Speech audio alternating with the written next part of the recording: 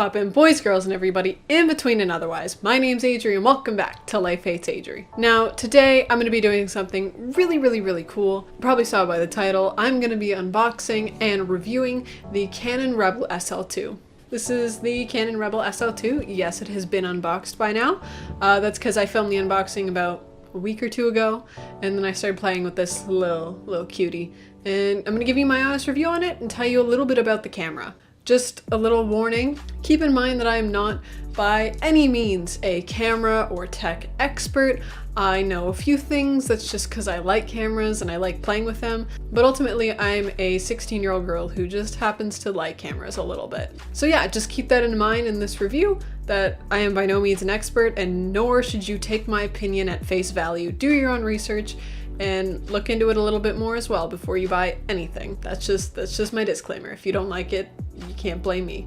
So before I get into the review, you guys are gonna watch the unboxing because for some reason people really like that. And yeah, you guys can see exactly what comes in the box. So I got the actual camera for 570 Canadian dollars, which I'll convert and put on the screen into what it would be in US dollars. But I also paid $80 more, $80 Canadian more for insurance because I am clumsy. So yeah, it ultimately turned out to be 650 bucks for a really good camera and insurance on it. So yeah.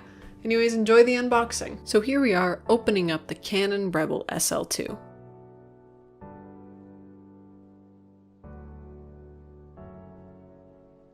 When you open it up, the first thing you're gonna see are a couple of flyers / pamphlet type things for the Canon Coach app, and you can even register your camera online. This is just something no one reads, probably. And here's the full manual, just in case you wanted to search anything up about it. When you open this up, you're gonna see a battery pack. And here's the charger for the battery. You put it in like this, plug it into the wall, and it will charge. Here is the 18 to 55mm kit lens.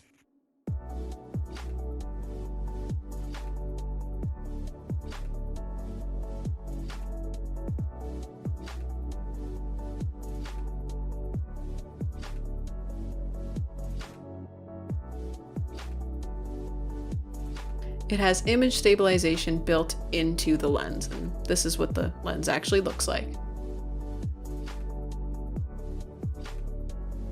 Here's the strap that took me 5 years to put on. Here's the actual body of the Canon Rebel SL2.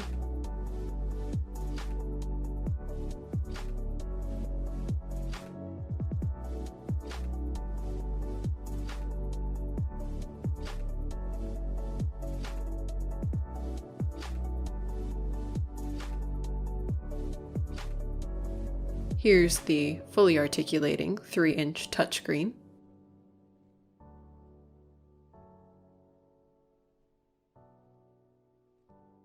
And yeah, that's what it looks like.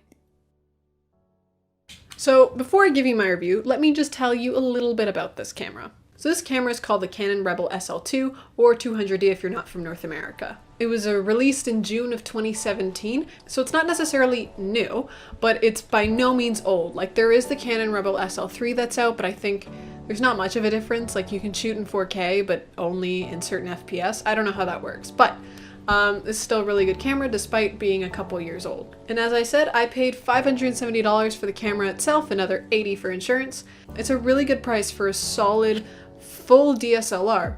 It's going to support all of Canon's EFS and EF mount lenses, so you can put on an L series lens on this and it would look absolutely beautiful. I bought it with the EFS 18 to 55mm kit lens. The kit lens comes with image stabilization, which is a really neat feature because I don't believe I have it on the Nikon that I shoot on. The SL2 has 24.2 megapixels. Just for reference, the camera that I'm shooting on now is a Nikon D50-100. It's older, and it has, I believe, 16 or 18 megapixels. I can't remember off the top of my head. So this is going to give you a really nice and crisp photo as I put up a couple of them.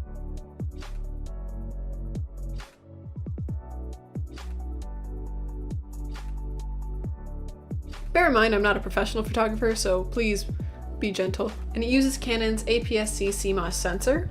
So that combined with a 24 megapixel is going to give you a really nice picture. It has Canon's phenomenal dual pixel autofocus. So if you don't know about Canon's dual pixel autofocus, I showed you when I went out and shot with this, and I'm going to put it later in the video. Just for reference, I'm on, like I said, a Nikon D50-100. And the reason you want a really good autofocus is because if I like moved up like this and like this and like this, it doesn't necessarily track my face and it gets blurry. Like my hand is blurry. Like if I put my face right up here, it doesn't follow my face. It's just a little blurry. So I have to go back down and I have to refocus it like that. But the beauty of Canon's dual pixel autofocus is that it tracks your face and it doesn't go head hunting. So it doesn't lose focus, then get back to focus on your face. Oh, but it lost your face. Now it's got to find your face. It really keeps you in check and it doesn't put you out of focus. And I love that. It has a Digic 7 processor and there is a 3-inch fully articulating touchscreen LCD screen. It's amazing. I like that it's pretty massive, actually. Pretty big screen, you can see photos really well on it, and it's touchscreen, which I love. This camera can shoot in video up to 1080p for 60 frames per second. It also shoots 1080p in 30 frames per second, and I think 24 frames per second, as well as 720p and all that. As for photos, it can shoot up to 5 frames per second, which is actually pretty fast for a not full frame high-end DSLR. Something that I find totally cool is that they have the time-lapse feature built into this, and I'll show you right now what the time-lapse looks like. Basically, the time-lapse feature allows the camera to make a time-lapse for you rather than you sitting out there recording and then compressing the video. Like, that's boring. Put in how many shots you want it to take. You put in how long the interval between shots you want, and it'll tell you how long it's going to take in camera and how many seconds or minutes of footage you're going to get. And it's really cool. I love that feature. The best part about this, I think, is that it has an external mic input right in here. I don't know if everyone has tried this or what, but cameras don't have good mics. They just don't. They're adequate, they do the job, like they pick up your voice sometimes, but they're just not good mics. And that's okay, it's perfectly fine, but it helps because now that you have a mic input right in here, you can stick, like I have the Rode Video Micro that I take when I'm not in here filming. It's because I have a microphone right down here. Or you can even connect like a lav mic or something like that. And I think that's a really good feature, especially for video, because you don't really want to have to use this. Like you don't want to have to use the microphone on this. It's awful. This camera has built-in Wi-Fi, Bluetooth, and NFC. That means you can download the Canon Camera Connect app and you can connect it to this as long as you have the Wi-Fi on this. Basically go on your phone, go to the Wi-Fi, and connect it to whatever this is called.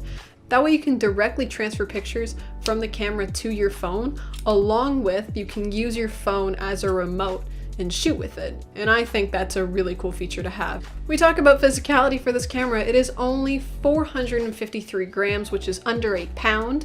And along with the lens on top of it, it's only under 2 pounds. Like that's a really great weight. Like it's super light. I love it. It's amazing for vlogging because it's not very big, but it has amazing features. And I think that's a really good thing to have, the fact that it's not very heavy at all. And yeah, now that I've told you a little bit about this wonderful, amazing camera, I'm gonna show you what I've done with it and all that. So I hope you guys enjoy that part, and I'll be back to tell you my official review on it. So another amazing thing about this camera is that I can remote shoot. So I can connect to my phone using the Canon Camera Connect app like this, and I actually started shooting using my phone. So I don't have to come up here, tap on my face, make sure it focuses. I can go here, and if I ever get out of focus, for example, if I want to walk all the way back there, I can just tap on my screen and focus. Let me show you.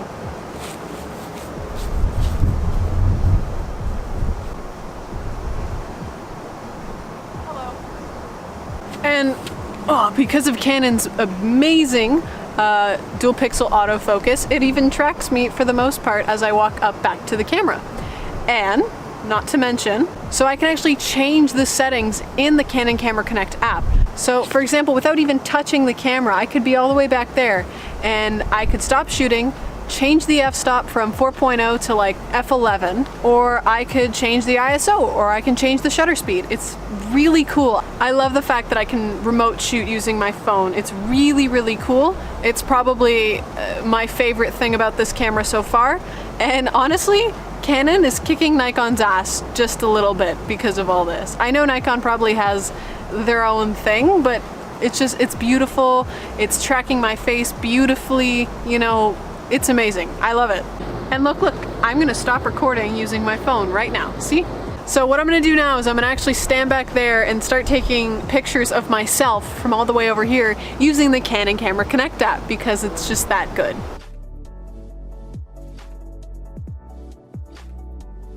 By the way, when I said this was light, I mean it. I can hold it like this and I'm fine, and I have noodle arms. But what I'm gonna do now is I'm gonna show you the fact that it can go to 60 frames per second.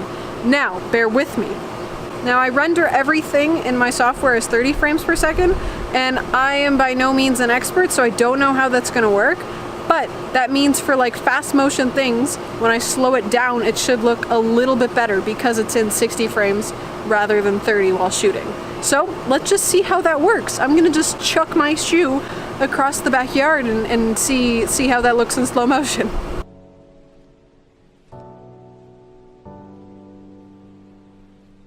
So before I tell you my review, I thought that I should actually show you what it would look like in this exact setting. Bear in mind, I use Sony Vegas to edit everything, and for some reason when I render stuff, it gets over contrasted and oversaturated a little bit. I don't know why, but you should be able to see a difference between the Canon and the thing I'm shooting on right now, and I'll show you that right now. So this is the test of what it looks like on the Canon Rebel SL2. See, look, I can move, I'm still in frame, I can come up here, I'm still focused. It's great. I love this part. Like, I can put my hand in front of my face and it's not gonna lose focus on my face. It's great. And look. I can even record with my phone. Look, it's using it as a remote. It's so cool. That's trippy. That's actually trippy. But yeah, this is what it looks like. I can even control with my phone. I can stop, I can start it. I can change the white balance. I can change anything. I can change all their controls. It's cool. I love it. And we're back on the Nikon. Overall, I love this camera. I do. I think it's amazing. It's by no means expensive, and it has incredible features that you would normally only get on the more expensive Canon cameras. Like, it's really just a fantastic camera. It's super light, super compact. Like, I don't have massive hands. I'm a 16-year-old girl, for God's sakes, but I can grip this really well. I could hold it for hours like this. Like, it's insanely light. It has everything you want in a camera. So if you're a beginner or even an amateur intermediate, this is a perfect camera to get because it's not expensive at all. Like, I know people who don't like look at cameras and stuff are probably like, whoa, $570, that's expensive. And cameras are generally really expensive, especially really good ones tend to be $1,000. This is almost half of that. And it does almost everything you would need. The only thing I am not super happy with, but I can't complain, is that it's not weather sealed. But it's like, you can't complain. I can't complain. It has everything I need, at least. And I take pictures and I shoot videos, so I would totally recommend this for anybody that isn't a professional, because if you're a professional, you probably aren't even watching this video. You know what you want, you're gonna get it. Especially if you're just starting out in photography or you're making like little YouTube videos. It's a really good camera to have. I would 100% recommend it, and I'm using it from now on. So goodbye, Nikon D50-100. It was a good run. All right, so all my social medias are in the description box below. Go follow me, stalk me, harass me, just go. Anyways, thank you guys so much for watching. Don't forget to like, comment, and subscribe, and I will see you next week. Did you like that video? You want to see more? Click this video. YouTube and I both think you'll like it the best. Don't worry, we got your back. Also, if you want to see any of my other videos, you can click my face somewhere around here. Just do it and subscribe to me, and you'll see my videos. Click the bell icon to get notifications every time I post, which is usually every week. Usually.